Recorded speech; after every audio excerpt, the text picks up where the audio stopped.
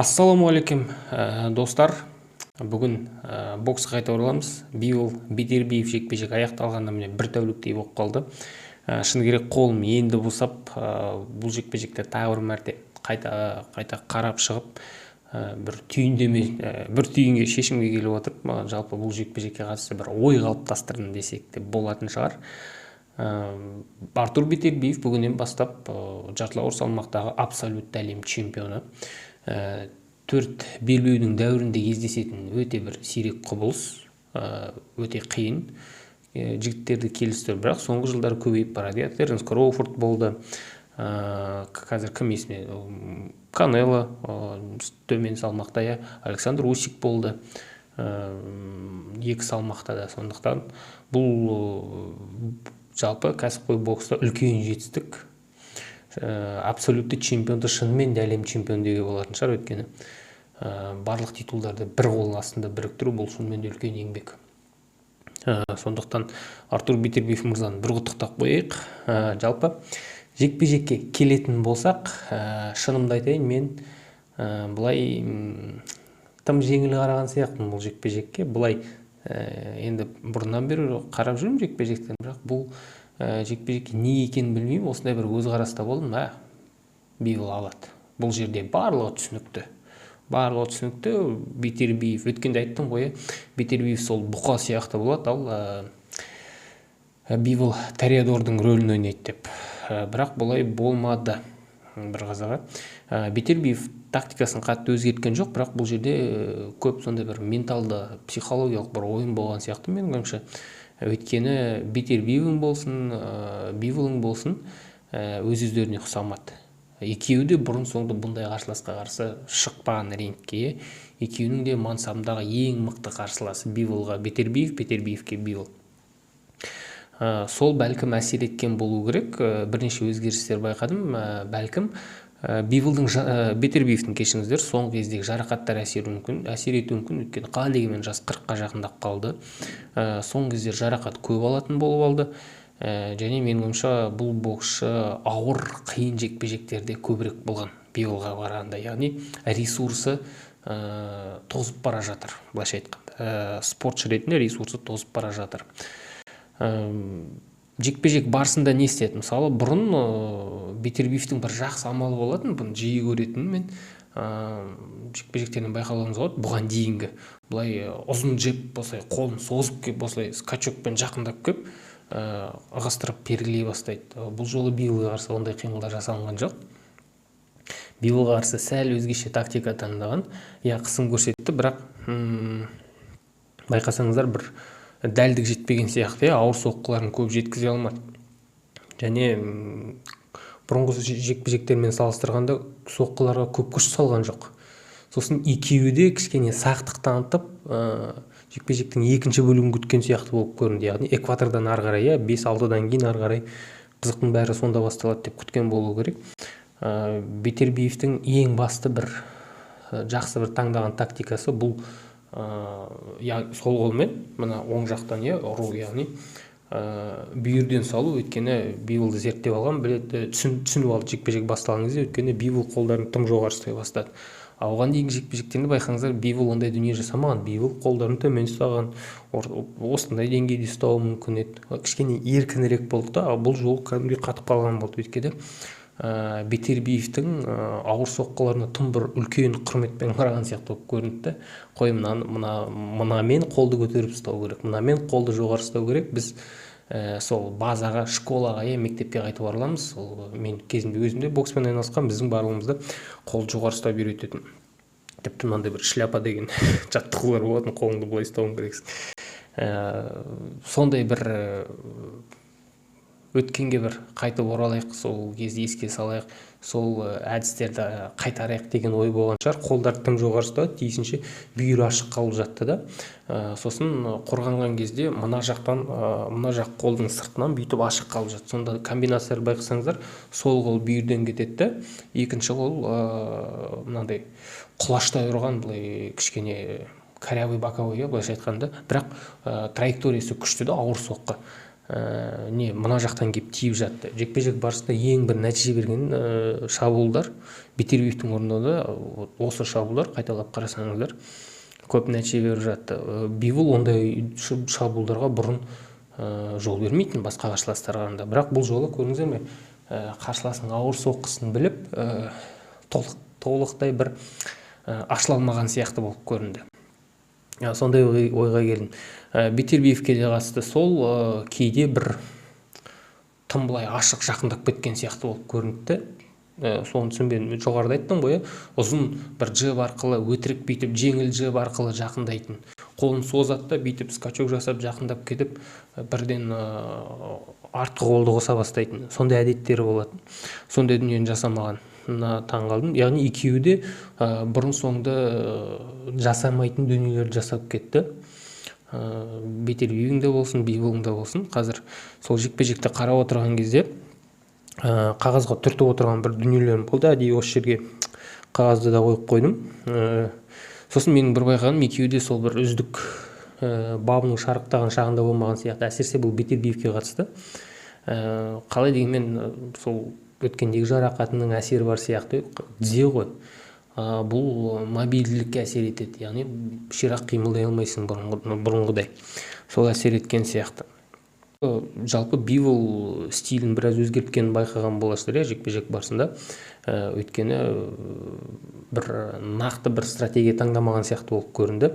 Бірде өзіне сол үйреншікті мәнерде контрпанчер стилінде жұмыс жасайды, бірде кәдімгідей атылады. Қателеспесем 7-ші раунд қой деймін, қазір дәл нақты айта алмаймын. Бір сондай бір момент болды. 4-5 соққыдан тұратын комбинация жасап, Биволдың өзі кіріп кеткен кезде, естеріңізде болса, өткен осы жекпе-жекке болжам жасаған кезде айтқан болатын. Биволдың сондай бір әдеті бар, кейде жын ұрғанда рубкаға кіріп кетеді, соққы алмасуға, ашық ұрысқа кіріп кетеді. Соның зардабын шегіп жатады кейде. Міне осы жолда Бейтербиевке кіріп кетті де, 1-2 шабуыл тигеннен кейін беріліп кетіп 4-5 соққы жасап төмпештеп салып жатқан кезде Бейтербиевің бір кезден ектен салып көп жеген кезде бірден несін жиып артқа қайтып сол баяғы стилін ұстана бастады. Сондай бір моменттерді байқадым. Сосын жалпы кім жеңімпаз, мен үшін кім жеңімпаз дейтін болсаңыздар, мен жекпе-жекті бірінші рет қарап шыққанда Артур Бейтербиев жеңіске жеткен шығар деп ойладым. Жеңіске жетті деген мен келістім, былайша айтқанда. Өйткені қалай дегенмен Бейтербиев көбірек қысым көрсетті. Бейтербиевтің бір түсінікті тактикасы ол, және енді мен компьютер емеспін ғой, бірақ менің пайымдауымша дәл тиген соққылардың саны көбірек болды. Бұл жерде егер статистика алып қарайтын болсаңыздар, сосын компьюбоксың статистикасы шықты, үлкен айырмашылығы жоқ, және компьюбоксың статистикасына сене берудің де қажеті жоқ. Ол компьютер, оның да статистикасы қуып жатады. Жалпы шамамен бірдей деңгейде жұдырықтасты. Егер бұл жекпе-жекте тең деген нәтиже шығарылып жатса, барлығы да қанағат тұтар еді бұндай нәтижені. Бірақ төрешілерді білесіздер, бір ғана төреші 114-114 деген есеп шығарған, бір төреші 113-115, бір төреші 116-112 деген есеп шығарған, яғни 7-5, 8-4 раундтар бойынша. Және көптеген төрешілерде мынандай әртүрлі не бар да, әртүрлі әлемдік бір есеп шығарған төрешілер қарасаңыздар, бірі 6-шы раундта мынаған берсе, бірі 6-шы раундта мынаған береді. Бірі алғашқы жекпе-жектің бөлігі біткен кезде есеп 4-2 Бивол десе, біреу айтады жоқ 4-2 Бейтербиев дейді. Сол сияқты бұл шынымен де тең деген нәтижеге лайықты жекпе-жек болды. Бірақ Бейтербиев мойындау керек. Енді ақтап көретін болса, бұл жігітті жеңіске деген құлшыныс көбірек болды, шабуыл үстінде көбірек болды. Әрдайым қысым көрсетті, және менің ойымша өте бір маңызды фактор бұл жерде төрешілерді өзіне қаратқан. Бұл жекпе-жектің соңғы 3 раунды, әсіресе 11-12-де, 11-ші раундта тіпті менің ойымша мерзімнен бұрын ұтып тастауға да жақын қалды, 1-2 ауыр соққыны салып келіп жіберген кезде, бірақ толықтай жүзеге асыра алмады. Сосын анда-санда сол Биволдың классикалық двоечкасы бір-екі Бетербиевті тоқтатып отырды да, Бетербиев міне тапқан кезде міне дөп қазір қысам деген кезде ол да сезіп тұрды, оны тайминг қалай деген масқара ғой екен деді. Ол алады да сол бір қарапайым бір-екі салып жібереді, бір-екі не керісінше сол оң қол болса кейде оң қол сол қол лақтырып әдейі ең шабуылданып жатқан кезде бұзып жібереді да қайта шабуылын. Сондай моменттер орын алды.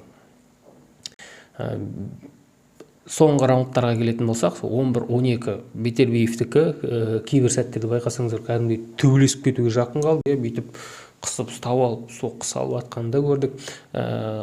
Сондай моменттер менің ойымша бұл көбінесе енді психологиялық, менталды дүние. Жеңіске деген құлшыныс, кім ерік жігерін көрсетті, соның жағына төрешілер ауып кетуі мүмкін. Бұл әрине бір шешім қабылдаудың критерийі емес. Дмитрий Биволдың да құқығы бар мен жеңіске жеттім деп айтуға. Шамамен мен бұлай есептеп шықтым, әйтеуір үйтіп ойланып, менде 5-5 деген есеп шықты. Қазір раундтардың қайсысын кеткенін жазбаппын бұл жерде. Әйтеуір есімде 5-5 шыққан, және 2 раундты кәдімгідей қиналдым, кімге берерін білмей. Тең шығып жатты менде, сондықтан менде раунд бойынша 5-5 және қалған 2 раунд тең деген нәтижемен аяқталып отыр. Бұл таза бір жекпе-жекке келетін болса, бұл қалай айқасты болды, оған сыртқы бір факторларға қарамайсың, ол жеңіске деген құлшынысы, кім қысым көрсетті, кім артқа қашты, кім алға жүрді деген сияқты. Сондықтан ары қарай бір нақты шешімге келу үшін осындай бір факторларды қосамыз. Ал бұл жағынан алып қарайтын болсақ, менің ойымша Бетербиев сәл де болса жеңіске лайықты жұмыс атқарды. Енді мынаны түсінуіміз керек, бұл жоғары жетістіктер спорты. Бұндай шебер боксшылар, бұндай бір жоғары деңгейде жүрген боксшылардың арасында мынадай айырмашылық бола алмайды. Ол шығып, әрине бокс, кез келген бір соққы лаки-панч болып шығуы мүмкін, бірақ шеберлік деңгейі масқара екеуінің де, бокс мектебін көрген. Жоғары жетістіктер спорттың ерекшелігі де осы, ол жерде бір сантиметр, 1 миллиметр, 1 миллисекунд шешуші рөл атқарады. Мысалы, атлетиканың түрлері бар ғой, бүйтіп қатарынан жүгіріп өткен кезде біреуі сәл ғана бүйтіп қолын созып үлгерсе, баспен алға кетіп қойып үлгерсе, финиште басы кесіп өтсе, қолы кесіп өтсе, бүйтіп сол жеңіске жетіп жатады. Бұл жерде де мысал сондай. Сондықтан төрешілер сондай шешім қабылдады. Жалпы бұл шешіммен келісуге де болады, келіспейтіндерді түсінемін. Жалпы жекпе-жек туралы айтатын болсақ, бұл Бивол да жеңді, Бетербиев те жеңді деп айтуға болатын айқас. Бірақ көрдіңіздер ме, бокс бұл кейде өте бір субъективті спорт түрі. Яғни бұл жерде бір нақты мәре жоқ. Жеңіл атлетика сияқты, жүгіріп өттің бе, жеңдің деген сияқты. Бұл жерде әртүрлі төрешілердің жекпе-жекке деген көзқарасы әртүрлі болуы мүмкін. Біреуі мысалы шабуылдайтын боксшыларды жоғары бағалауы мүмкін, бірі керісінше қорған жұдырықтасатын боксшылар жоғары бағалауы мүмкін. Көрдіңіздер ме? Сол себепті де осындай есептер шығып жатады. Біреуі өткен 6 раундтың 5-еуін біреуге мынаған беріп жатса, ал екіншісі 5 раундты мынаған беріп жатады. Бұл бокста ешқашан бітпейтін дау. Менің ойымша, егер бір компьютер қолдарына бәріне датчик компьютер салып қойып жұдырықтаспаса, компьютер ғана санайтын, жасанды интеллект. Ол жерде адам отырғаннан кейін адами фактор көп болады. Ал жоғары спорт болғаннан кейін бұл әрине бұндай деңгейде шешім шығару өте қиын. Қалай дегенмен Бетербиевтің жеңісін мойындаймыз.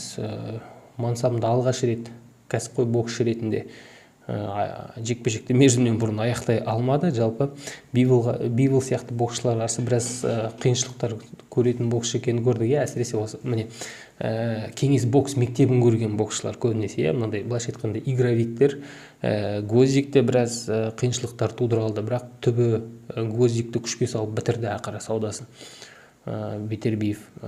Сондықтан реванш болса, әрине бұл бір жылдан кейін мысалы реванш жасаса, кімге ыңғайлы? Бивол ыңғайлы әрине. Өйткені уақыт зымырап өтіп бара жатыр. Бивол әлі 1-2 жыл жақсы бабында болу керек, ал Бетербиев жасты қойып, бұл жаңағы айтқан ресурсы азайып бара жатыр спортсмен ретінде. Екіншіден бұл жігіттің түбіне жарақаттар жететін сияқты, өте жиі жарақаттанатын осындай бір ерекшелігі бар. Бұл әрине ең алдымен сондай бір ауыр жаттығулармен, тренировкалармен байланысты деп ойлаймын. Кәдімгідей өз-өзін аямайтын, залда масқара жұмыс жасайтын адам Бетербиев, соның салдары да болуы мүмкін. Сосын Турки Аль-Шейх мырза, бұл бокс кешін ұйымдастырушы, Бивол жеңді деп есептеді екен, 7-5 деген есеп қойды. Рематч ұйымдастырам депті. Жалпы бокс әлемін алып қарайтын болсаңыздар, жанкүйерлер арасында сондай ойбай реваншты талап етіп жатқан ешкім жоқ. Енді ақшалар бар, олар керек десең кез келген жекпе-жекті қазір жасай алады. Бәлкім дәл осы Турки болмаса біз тіпті бұл жекпе-жекті көрмеу деші едік. Өйткені батыс мемлекеттерінде бұл жекпе-жекке деген қызығушылық болмады. Шыны керек, екеуі де Ресейдікі, екеуі де көп сөйлемейді, екеуінің де ағылшын тілінің түрі анау трэшток жасамайды. Батысқа дым қызық емес, ол жақта бір әр кетсе 1 миллионнан табар еді. Бұл жерде әрқайсына 10 миллионнан ұстатып қойып, Турки Аль-Шейх міне алып келді, абсолютті әлем чемпионы шығарды. Жартылай ауыр салмақта айтпақшы, Бетербиевке дейін абсолютті чемпион болған Рой Джонс мырза. Бірақ Рой Джонс 3 титулға иелік еткен. Ол кезде WBO әлі толыққанды осы төрттікке енбеген. Ол WBO-дан басқа 3 титулға иелік еткен. Ал Бетербиевтің ерекшелігі міне осы 4 титул дәуіріндегі алғашқы абсолютті чемпион. Бұл жекпе-жектің енді тарихы қызық. Ары қарай қалай өрбиді, не болады, кім-кімге қарсы шығады, бірден реванш жасайды ма, міндетті түрде бақылап қарап отыратын боламыз. Маған әрине сіздердің де ойларыңыз қызық. Бұл жекпе-жек жайлы не дейсіздер, қандай ойда болдыңыздар, кім жеңді деп есептейсіздер? Өздеріңіздің аргументтеріңізді комментарийге жаза отырыңыздар.